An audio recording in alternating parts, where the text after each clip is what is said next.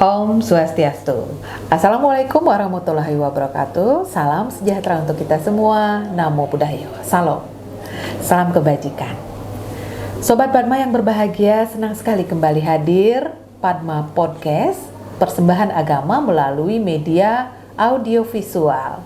Kali ini kita sudah kedatangan narasumber kembali dari kantor Kementerian Agama Kabupaten Badung. Kita langsung saja kenalan dengan beliau, Ibu Nimade Wahyu Nirmahati. Betul ya Ibu Made? Salam Bu Made. Halo. Iya, beliau adalah penyuluh agama Kristen Kantor Kementerian Agama Kabupaten Badung. Kali ini karena berdekatan dengan Paskah, menyambut Hari Raya Paskah Bu Made ya. Betul. Kita mengambil tema pengorbanan dan kasih Paskah. Namun sebelum itu, saya akan tanya dulu, mungkin Bu Made bisa sapa juga Sobat Padma kita yang setia menonton kita.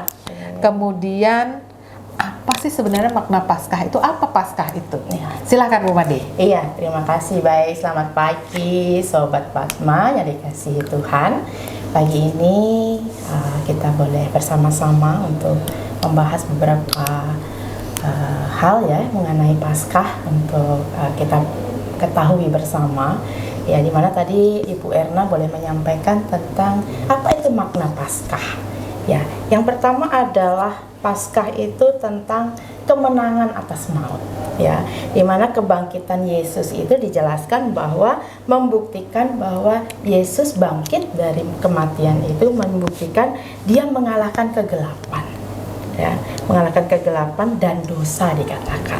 Kemudian di situ juga dijelaskan bahwa penebusan dosa, ya tadi kan dibahas tentang dosa dan penebusan dosa, yaitu di mana Yesus adalah anak domba, ya domba Paskah. Mengapa dikatakan Yesus adalah anak domba Paskah? Ya di situ kita mengingat bahwa domba itu biasanya digunakan untuk korban.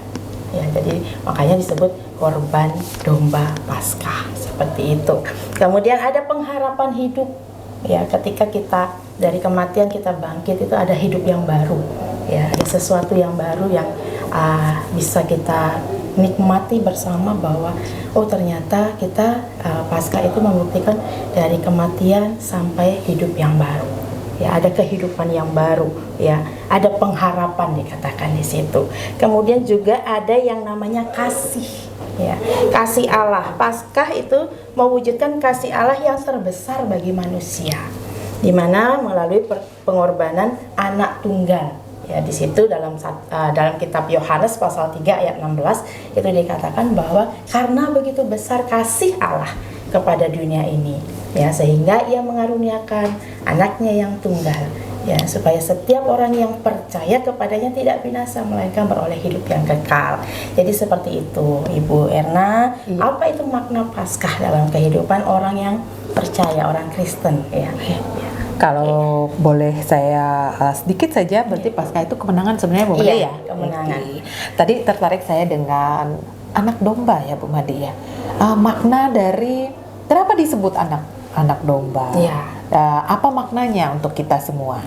Silakan Bu Made. Iya, terima kasih. Ya, kita melihat di situ makna dari domba Allah, ya, anak domba Allah. Ya, di sini kita melihat bahwa ada korban penebusan dosa, dikatakan penebusan sempurna karena domba ini tak bercelah, tak bercacat dikatakan, dan disembelih untuk menebus dosa manusia.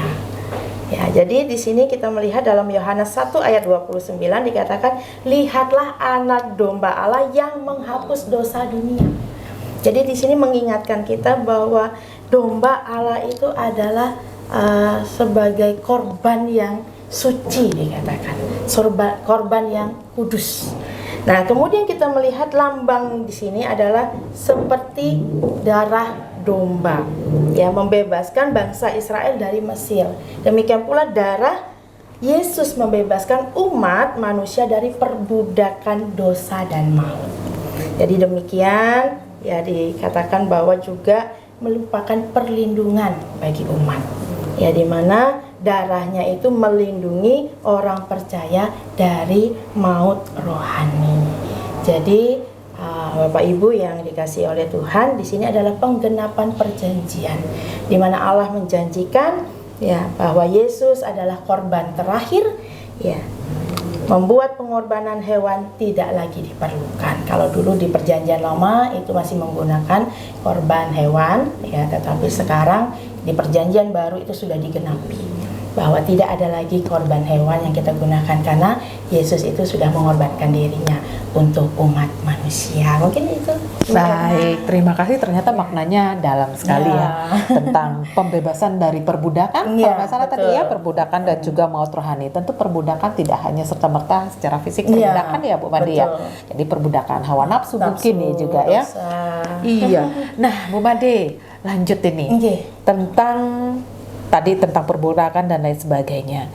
Paskah dalam kehidupan sehari-hari apa sih Bu Made? Kalau kita terapkan kan tidak harus 1 tahun sekali kita begitu Paskah hanya baru melakukan. Iya, apa implementasinya dalam kehidupan kita dalam sehari-hari? Iya, dalam penerapan ya kehidupan kita sehari-hari kita mengingat bahwa pengorbanan Yesus itu kembali ya, bahwa bagaimana kita merenungkan kematiannya itu sebagai tebusan dosa manusia ya. Di dalam 1 Korintus pasal 5 ayat 7 bagian B itu di situ dikatakan sebab Kristus anak domba Paskah ya, anak domba Paskah juga telah disembelih. Artinya bahwa dia sudah mengorbankan dirinya untuk manusia ya. Bagaimana dia dari kehidupannya, dari kemudian sampai pada pengorbanan dia di kayu salib itu ya, menggambarkan bahwa dia sungguh-sungguh sebagai anak yang patuh ya kepada bapaknya untuk menjalankan tugas ini.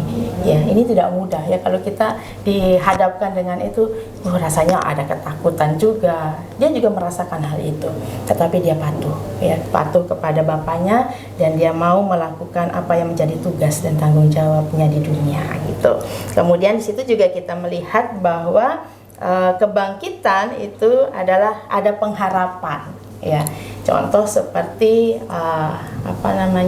telur ya. Telur itu kalau kita gambarkan bahwa telur itu ketika dia mau menetas menjadi anak ayam itu kan ada cangkangnya yang keras. Kehidupan kita pun seperti itu. Kehidupan dosa kita pun seperti itu, keras. Kemudian dengan adanya pergerakan di dalamnya itu membuat cangkang itu menjadi pecah ya, ada kehidupan baru yang muncul ya. Jadi di situ kita belajar bahwa bagaimana kita meyakini ya dalam kehidupan kita ada jaminan yang diberikan oleh Tuhan Yesus dalam hidup kita sebagai orang yang percaya. Dan di situ kita melihat dalam Yohanes pasal yang ke-11 ayat yang ke-25 dikatakan, akulah kebangkitan dan hidup. Barang siapa percaya kepadaku, ia akan hidup walaupun ia sudah mati. Ya, digambarkan cangkang itu mati ya, pecah itu kan mati, tapi ada kehidupan yang muncul, kehidupan yang baru. Ya, hidup baru ya dikatakan meninggalkan cara hidup yang lama yaitu tadi ya hawa nafsu, suka mabuk dan lain sebagainya itu ya masuk di dalamnya, dan kita hidup dengan segala kebaikan yang Tuhan sudah berikan bagi kita, itulah yang kita terapkan kepada orang-orang yang ada di sekeliling kita. Mungkin demikian Ibu Erna. Wah, ternyata luas maknanya ya untuk kita semua. Terima kasih Bu Made. Mungkin kita akan sambung di sesi-sesi berikutnya karena kalau kita bahas akan panjang sekali ya Bu Made ya. Iya. Semoga kasih dan semangat daripada Paskah ini yaitu pembebasan dari perbudakan dan maut rohani dan dosa Ibu Made, dan juga semangatnya, maknanya pengharapan atas kehidupan yang lebih baik. Demikian Ibu Made ya. Iya. Terima kasih banyak. Mohon maaf bila ada yang kurang berkenan. Padma Podcast, Sobat Padma, terima kasih atas kebersamaan Anda. Semoga kali ini Padma apa yang Anda simak dan saksikan bermanfaat untuk kita semua. Mari kita tutup dengan salam Shalom. Shalom. Om Santi Santi Santi Om. Wassalamualaikum warahmatullahi wabarakatuh.